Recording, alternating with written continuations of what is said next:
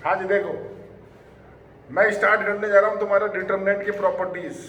ठीक है, प्रॉपर्टीज बता रहा हूँ सर, देखो बोर्ड पे देख लो जरा प्रॉपर्टीज क्या क्या होती है।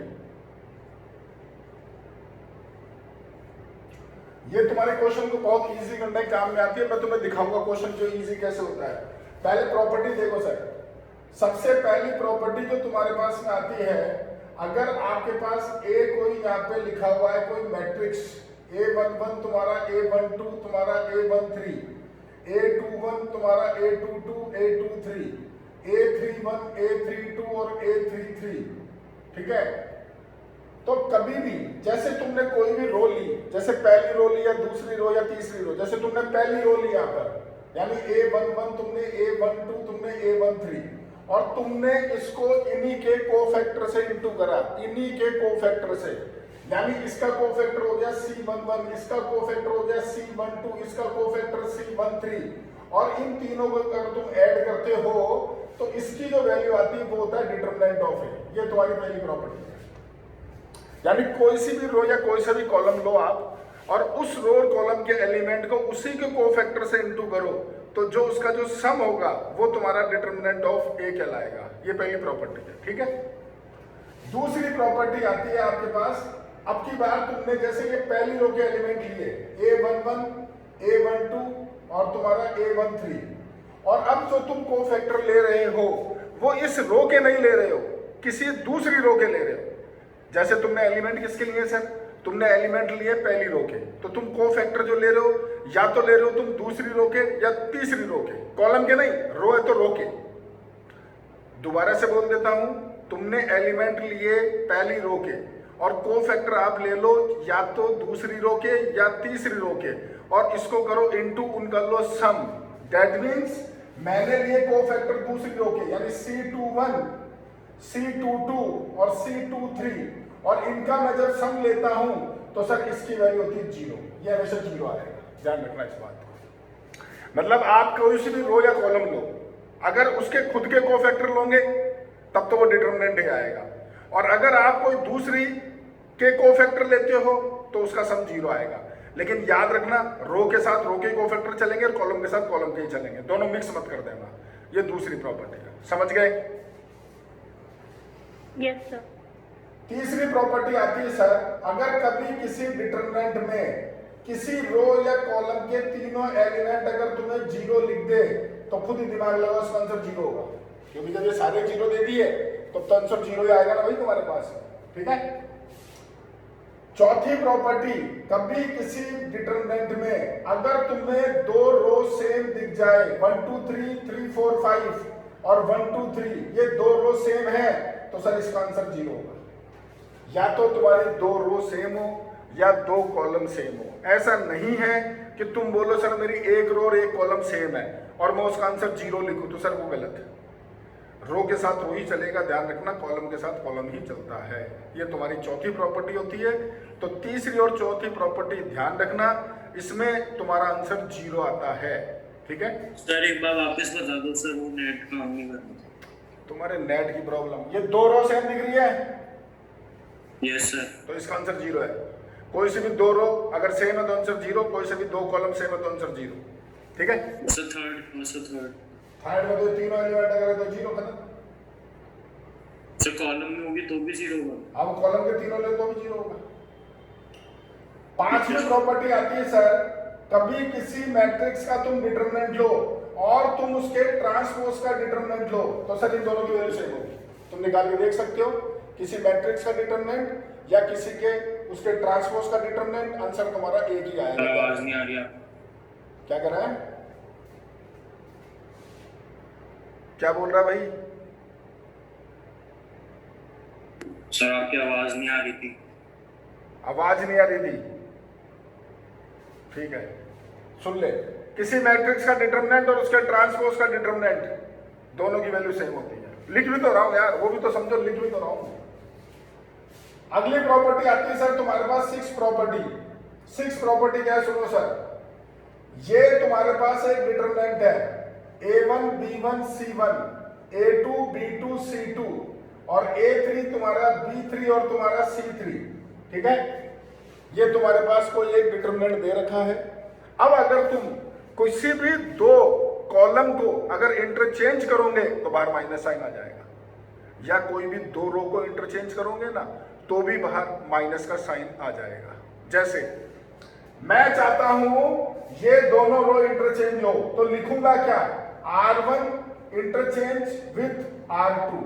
तो देखो क्या हुआ, डिटरमिनेंट तुम्हारा बाहर माइनस का साइन आ गया और इन दोनों को इंटरचेंज कर दो, यानी A2 B2 C2 A1 B1 C1 और A3 B3 और तुम्हारा C3। बोलो भाई, समझ में आएगा, जवाब दो। Yes sir. Yes sir. जैसे मैंने रो को चेंज करा है, तुम्हारी इच्छा है तो तुम कॉलम को इंटरचेंज कर सकते हो। जैसे मैं चाहता हूं ये दोनों इंटरचेंज हो, यानी C2 इंटरचेंज विथ C3, तो फिर बाहर माइनस का साइन आएगा तो उसको प्लस कर देगा और ये होगा A2 A1 A3 C2 C1 C3 और B2 B1 B3। बोलो सर, समझ गए क्या, बोलो। ठीक है। यस। सेवंथ प्रॉपर्टी क्या आती है सर, सुनना। तुम्हारे पास एक डिटरमिनेंट लिखा हुआ है कुछ भी A1 B1 C1 A2 B2 C2 और A3 B3 और C3।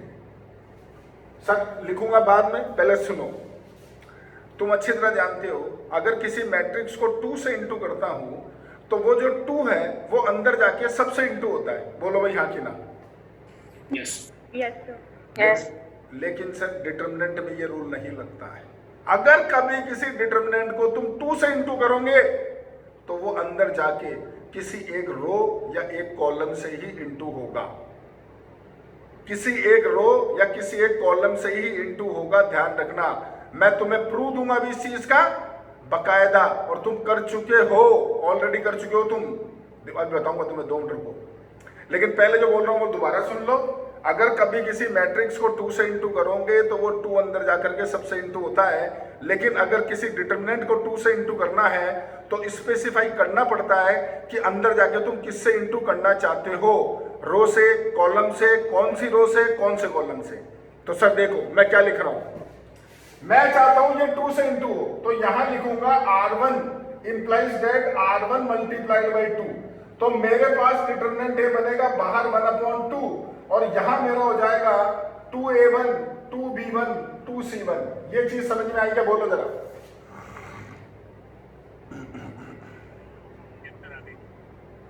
Yes sir. और अब मैं चाहता हूं कि इसको मैं 3 से इंटू करूं, तो यहां लिखूंगा R1 है, R2 implies that R2 multiplied by 3, तो बाहर 1/3 लिखूंगा और इसको 3 से इंटू करूंगा, 3A2 3B2 और 3C2। अब मैं चाहता हूं इसको 4 से इंटू करूं, तो लिखूंगा R3 implies R3 multiplied by 4, बाहर इंटू 4 करूंगा डिवाइड में और इसको 4 से इंटू करूंगा। बोलो भाई समझ गए क्या। Yes sir. यस ठीक है। अब देखो मैं पहले तुम्हें इस चीज का प्रूफ देता हूं। तुमने टेस्ट दिया, जिन जिन बच्चों ने, उनको मालूम है, जिन्होंने टेस्ट नहीं दिया उनका मुझे पता नहीं, जिन्होंने दिया उनकी बात कर रहा हूं। एक सवाल दिया था मैंने तुम्हें, याद दिखाता हूं देखो। ये क्वेश्चन था एक ए तुम्हारे पास, और यहाँ पर एक मैंने मैट्रिक्स दी थी तुम्हें 3/3 की, और मैंने तुम्हें बोला था यार 3A का डिटरमिनेंट निकालो, वो 27 डिटरमिनेंट ए के इक्वल होगा। याद है क्या तुम्हें क्वेश्चन? Yes sir. अभी टेस्ट दिया तुमने, मैंने कॉपियां भेजी, आज तुम में से कई बच्चों को चेक कर करके आज ही भेजी है। ये क्वेश्चन मैंने तुम्हें टेस्ट में दिया था। अब यह हुआ क्या, वो देखो सर। तुमने इसको 3 से इंटू करा, इसका डिटरमिनेंट निकाला, लेकिन डिटरमिनेंट तुमने ए निकाला, लेकिन बाहर किससे इंटू कर रहे हो, 27 से। भाई 27 से क्यों कर रहे हैं यार, 3 से क्यों नहीं कर रहे हैं? क्योंकि सर तुमने जब इसको 3 से इंटू करा, मेरी बात सुनना ढंग से, मैं छोटा लेता हूं कोई, ये 3/3 था, चलो 3/3 ले लेते हैं, 1 2 3 और ये तुम्हारा 1 4 5 1 2 6 कुछ भी ले लेते हैं। जब तुमने इसको 3A से इंटू करा तो ये तुम्हारे पास हो गया सर 3, और तुम्हारे पास 6 और 9, 3 12 और 15, 3 तुम्हारे पास में 6 और 18। अब एक तो तुम इसका डिटरमिनेंट निकालो जो भी तुम्हारा आ रहा है, और मैं एक ए का डिटरमिनेंट निकाल रहा हूं। तो ढंग से सोचो, जब मैं इसका डिटरमिनेंट निकाल रहा हूं वो तो तुम निकाल लेना। मैं तुम्हें दूसरा तरीका बता रहा हूं, सर ये डिटरमिनेंट हो गया तुम्हारा इसका। अब सर मेरी प्रॉपर्टी देखो आप, जो मैं तुम्हें कहना चाहता हूं, ढंग से सुनना।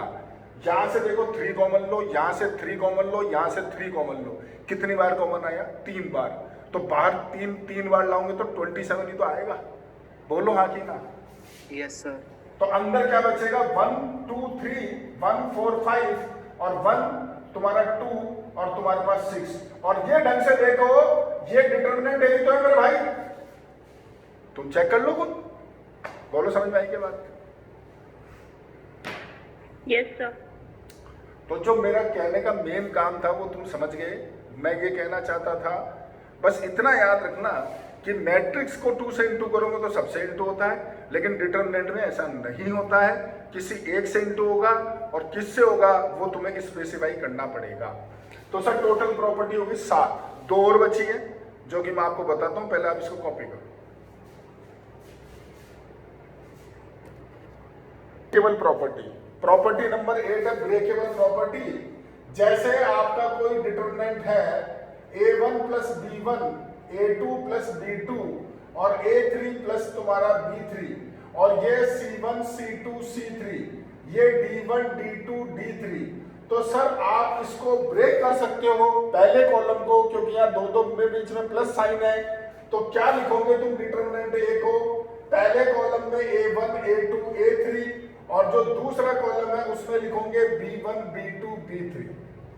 अब रही बात बाकी 2 कॉलम की, तो जो इसके अंदर दोनों में सेम है वो दोनों सेम एज इट इज दोनों में आ जाएंगे। यानी तुम लिखोगे c1 c2 c3 d1 d2 d3, ये c1 c2 c3 और d1 d2 d3। ये प्रॉपर्टी होगी तुम्हारी 8th वाली, इसको बोलते हैं ब्रेकेबल प्रॉपर्टी। ब्रेक कर दिया तुमने। अब मेरी बात ढंग से सुनो, तुम उल्टा समझाता हूं तुम्हें। वैसे तो काम की चीज नहीं है लेकिन बता देता हूं क्योंकि सबको पढ़ाता हूं। अगर मैं तुम्हें बोलता कि यार 2 मैट्रिक्स का सम करना है, एडिशन करना है तुम्हें 2 मैट्रिक्स का, आज मान लो दोनों मैट्रिक्स होती तुम्हारे पास और तुम बोले इन दोनों को ऐड कर, तो भैया सारे एलिमेंट प्लस होते हैं। पहला पहले में, दूसरा दूसरे में, तीसरा चौथा सब ऐड होते हैं, सारे ऐड होते हैं। लेकिन सर डिटरमिनेंट में ऐसा नहीं होता है। तुम चेक करो, तुम इससे ये मत देखो, इससे ये देखो। आज ये 2 डिटरमिनेंट प्लस होके एक डिटरमिनेंट कब आ रहा है? जब इसके 2 कॉलम सेम है तो फिर तीसरा कॉलम प्लस हो गया। ये उल्टी प्रॉपर्टी हुई। यानी अगर कभी 2 डिटरमिनेंट को तुम्हें ऐड करना है तो ऐड कब होंगे? अगर उसके 2 कॉलम सेम है तो फिर तीसरा वाला जो कॉलम है वो प्लस हो जाएगा। और जो मैं तुम्हें कॉलम के लिए बोलता हूं ना प्रॉपर्टी, वो सेम रो के लिए होती, ध्यान रखना। अलग अलग बोलने की जरूरत नहीं है, इस चीज का ध्यान रखना। लेकिन तुमसे कोई नहीं पूछेगा इससे ये, वो तुमसे इससे यही पूछेंगे, उल्टा कोई नहीं पूछेगा। मैं तो वैसे ही तुम्हें समझा रहा हूं। तुम यूं समझो कि आज किसी डिटरमिनेंट को अगर तुम ब्रेक कर सकते हो तो करो ब्रेक, कोई प्रॉब्लम नहीं है। बाकी 2 कॉलम उसमें एज इट इज तुम्हारे पास आ जाएंगे। ये प्रॉपर्टी नंबर 8 है। समझ गए क्या? बोलो। Yes, sir. Yes, sir. Sir property number 9, इसको ढंग से समझना। ये तुम्हारा डिटरमिनेंट लिखा हुआ है यहां पर, और वो है a1 b1 c1, a2 b2 c2 और a3 b3 और c3। अब मेरी बात पहले ढंग से सुनो, फिर करके बताऊंगा। किसी भी कॉलम को ढंग से सुनना, किसी भी कॉलम को किसी नंबर से इंटू करके तुम किसी दूसरे कॉलम में प्लस या माइनस कर सकते हो। दोबारा बोल रहा हूं, किसी भी कॉलम को किसी नंबर से इंटू करके किसी दूसरे कॉलम में तुम प्लस या माइनस कर सकते हो। ये सेम चीज रो के लिए होगी, सेम जो कॉलम के लिए वो रो के लिए है। मैं करके दिखाता हूं आपको, फिर और समझाऊंगा। पहले देखो आप, मैं चाहता हूं कि इस कॉलम में इसका डबल ऐड हो जाए, तो लिखूंगा क्या? मैं लिखूंगा C1 implies that C1 plus 2 times of C3। तो मेरा डिटरमिनेंट क्या हुआ? देखो सर, A1 A2 A3 जो था, तुमने इसका डबल यहां ऐड करा तो plus 2C1 plus 2C2 plus 2C3। बोलो सर, समझ में आई क्या बात? जवाब दो। Yes sir. ये ऑपरेशन में 2 बार लगा सकता हूं, 2 से ज्यादा नहीं लगा सकता हूं। जैसे मैं चाहता हूं अब कि इसको 3 से इंटू करके और यहां माइनस करूं, तो यहां लिखूंगा C2 implies C2 minus 3 times of C3। तो सर मेरा B1 B2 B3 जो था उसमें मैंने क्या कर दिया 3C1 minus 3C2 minus 3C3 और तीसरा कॉलम मुझे एज इट इज लिखना पड़ेगा। तो सर ये तुम्हारी 9th प्रॉपर्टी। अब दोबारा सुन लो, दोबारा बोल रहा हूं। सबसे इंपॉर्टेंट चीज तो सुनो कि आप कभी भी किसी भी नंबर से इंटू करके कॉलम को किसी दूसरे कॉलम में या तो प्लस कर सकते हो या माइनस कर सकते हो, कभी भी मल्टीप्लाई नहीं कर सकते, कभी डिवाइड नहीं कर सकते। ध्यान रखना इस बात।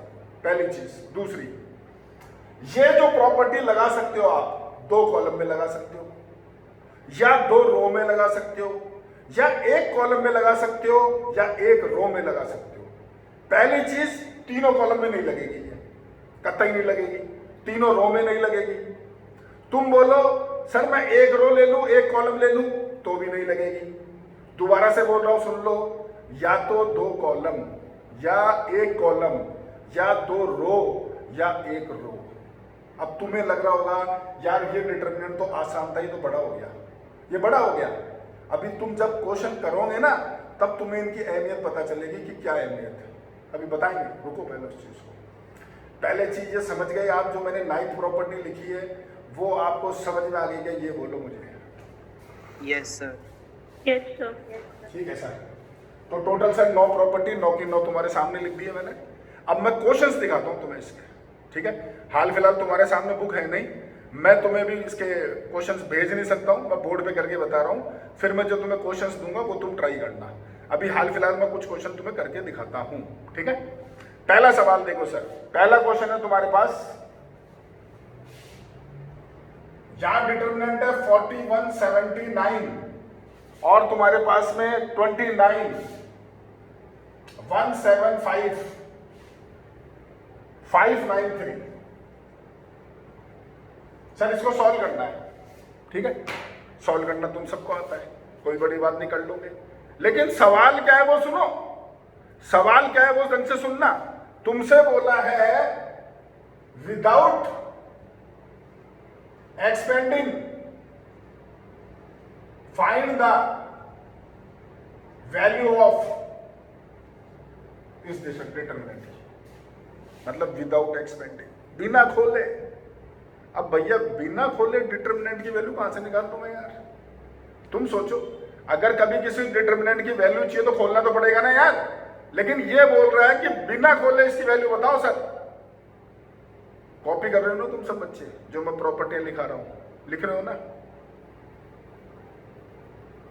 अरे पूछ रहा हूं तुमसे यार। Yes, sir. Yes sir. तो सुनो, मैंने, मेरी बात ढंग से सुनना, बिना खोले किसी भी डिटरमिनेंट की वैल्यू सिर्फ एक ही आ सकती है और वो है 0, और कुछ नहीं आ सकती। कैसे? अगर मुझे किसी ने सवाल दिया कि यार विदाउट एक्सपेंडिंग वैल्यू बता भाई इसकी, तो सर उसका आंसर तो 0 है, 100% इसका आंसर 0 है, सॉल्व करने की जरूरत नहीं है। लेकिन क्यों, ऐसा क्यों? तुम सोचो यार, बिना खोले कोई आंसर नहीं निकल सकता। बिना खोले एक ही आंसर आ सकता है, वो है 0। वो कैसे? या तो मैं तीनों रो के एलिमेंट को 0 ला दूं या कॉलम के एलिमेंट को 0 ला दूं तो आंसर 0 होगा, या फिर मैं कोई से भी 2 रो या कॉलम को इक्वल कर दूं तो भी तो आंसर 0 होगा। सोचो आराम से, प्रॉपर्टी नंबर 3 और 4 को देख लो और जवाब दो मुझे। Yes, sir. Yes sir.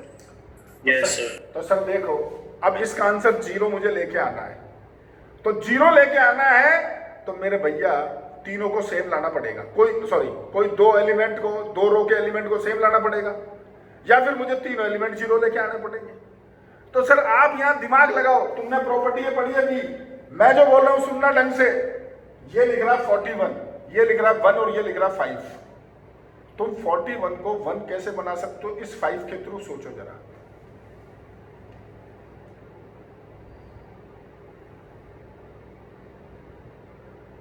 Sir 8 से मल्टीप्लाई करके। बिल्कुल सही बोला ये, कि इसको 8 से इंटू करके अगर तुम इसमें माइनस करते हो तो 1 बनेगा। सोचो मैं क्या लिख रहा हूं, देखना सर।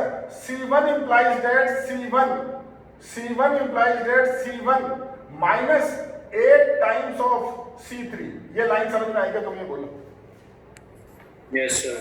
तो देखो सर, 41 में से माइनस करो इसका 8 टाइम्स यानी कि 40, अब ऐसा नहीं है कि एक एलिमेंट होगा, जब तुमने C1 लिखा तो फिर तीनों एलिमेंट होंगे, ऐसा नहीं एक करके बैठ जाओ तुम, पूरा कॉलम होगा फिर वो। 79 में से माइनस करो इसका 8 टाइम्स यानी 72, 29 में से माइनस करो इसका 8 टाइम्स यानी 24, और बाकी दोनों तुम लिखो सेम। बोलो सर आपको ये स्टेप समझ में आया क्या? जवाब दो। Yes sir. Yes, sir. तो सर देखो ये हो गया 1 7 और ये हो गया तुम्हारे पास कितना 5, ये 1 7 और 5, ये तुम्हारा 5 9 और 3, और ढंग से देखो सर ये दोनों हो गए सेम हो गए, तो आंसर क्या हो गया 0। सवाल खत्म। अब ये दोनों सेम है तो उसके लिए क्या लिखते हैं सर? तो उसके लिए लिखते हैं C1 और C2 दोनों सेम है तो तुम लिखोगे C1 and C2 are identical, तो इसलिए इसकी वैल्यू क्या होगी सर आपके पास 0। सवाल हो गया खत्म। तो सर देखा तुमने इस प्रॉपर्टी का कैसे यहां पर यूज हुआ, समझ में आएगा? बोलो। Yes, sir. Yes sir. ठीक है सर, कॉपी करो फिर बात करते हैं आगे और क्वेश्चंस की।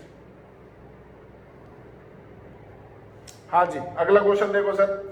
अगला क्वेश्चन है तुम्हारे पास, यहां लिखा हुआ है ABC, ये है B+C, ये C+A और ये A+B और 1 1 1। सवाल ये है तुम्हारे पास, देखो पहली चीजें सुन लो कि आज मैं जितने क्वेश्चन करूंगा उन सबका एक ही क्वेश्चन है, सबका एक ही सवाल है तुम्हारे पास, without expanding the find the value. तो इसका मतलब इन सबका आंसर तुम्हें 0 लेके आना है, ठीक है? तो 0 लेके आना है तो वही सवाल, वही वापस वही चीज, कोई 2 रो या कोई 2 कॉलम को इक्वल करो। तो अब तुम सोचो सर इस क्वेश्चन में आप क्या कर सकते हो?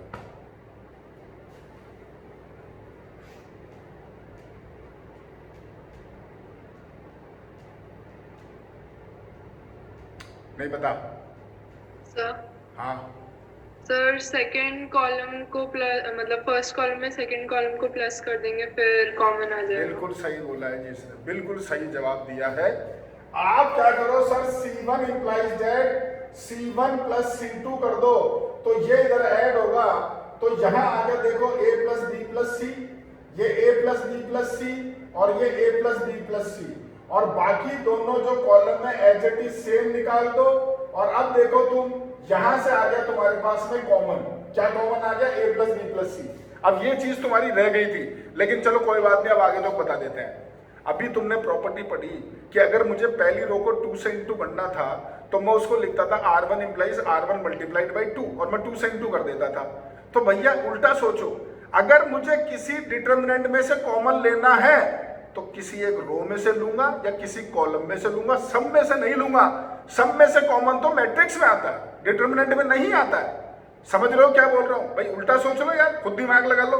जब इंटू कर रहे हो तो खाली एक रो से ही तो इंटू कर रहे हो, तो कॉमन लोगे तो रो में से ही तो कॉमन आएगा ना, सब में से थोड़ी कॉमन लोगे। तो समझ में आ गया मैं क्या बोल रहा हूं?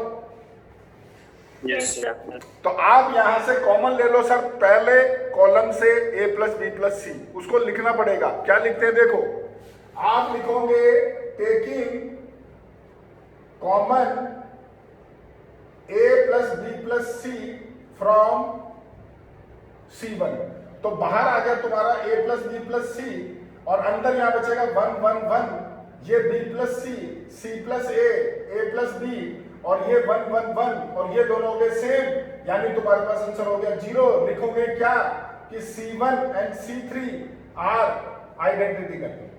बोलो सर, तो तुम्हारे पास हो गया A plus B plus C multiplied by 0, answer is 0। Question खत्म। बोलो जी समझ में आ गया, जवाब दो। Yes sir. Yes sir. तो सर ये मेहनत यही है कि तुम्हें खाली आज सिर्फ इतना दिमाग लगाना है कि यार मैं कैसे 2 को सेम ला सकता हूं, बस इतनी सी मेहनत करनी है, केवल ये मेहनत करनी है, ठीक है? तो ऐसे ही तुम्हारे क्वेश्चन है सर, ठीक है? अब मैं आपको बता दूं, मैं कुछ तुम्हारे पास किसी के पास 12th वाली कोर मैक्स की बुक थोड़ी आर.डी. शर्मा? No sir. कोई बात नहीं सर, मैं आपको होमवर्क बता रहा हूं, मैं आपको इसकी PDF भेज दूंगा, आज रात तक भेज दूंगा, ठीक है? काम क्या करना है वो सुन लो, बहुत लिमिटेड काम दे रहा हूं, बहुत लिमिटेड।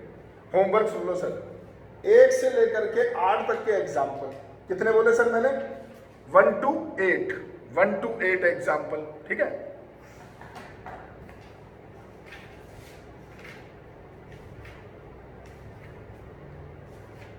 और एक्सरसाइज में बता दूं सर मैं आपको,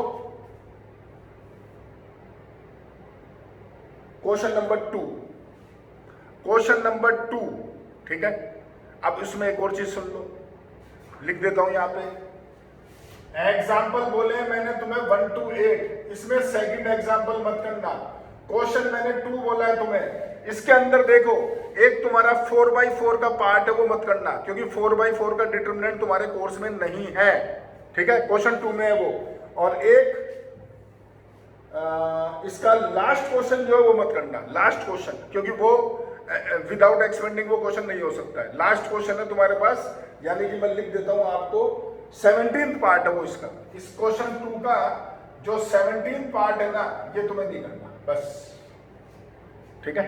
यानी लगभग 15-20 क्वेश्चन है जो तुम्हें करने, लेकिन दोबारा बोल रहा हूं दिमाग सिर्फ एक ही लगाना कि यार कैसे सेम लाऊं, ठीक है। ये कंप्लीट है सर, कॉपी कर लो। आज क्लास करते खत्म, कल बात करेंगे तुमसे। अच्छा, परसों तुम्हारा टेस्ट है भाई, सुन लो मेरी बात। और टेस्ट तुम्हारा होगा अभी जो चैप्टर तुमने पढ़ा है रिसेंटली उसी का, क्योंकि पहले तुम्हारा मैट्रिक्स हो गया, डिटरमिनेंट हो गया, उसके बाद तीसरा चैप्टर यही आ रहा है। क्यों भाई, 3 ही चैप्टर हुए तुम्हारे अभी तक कंप्लीट?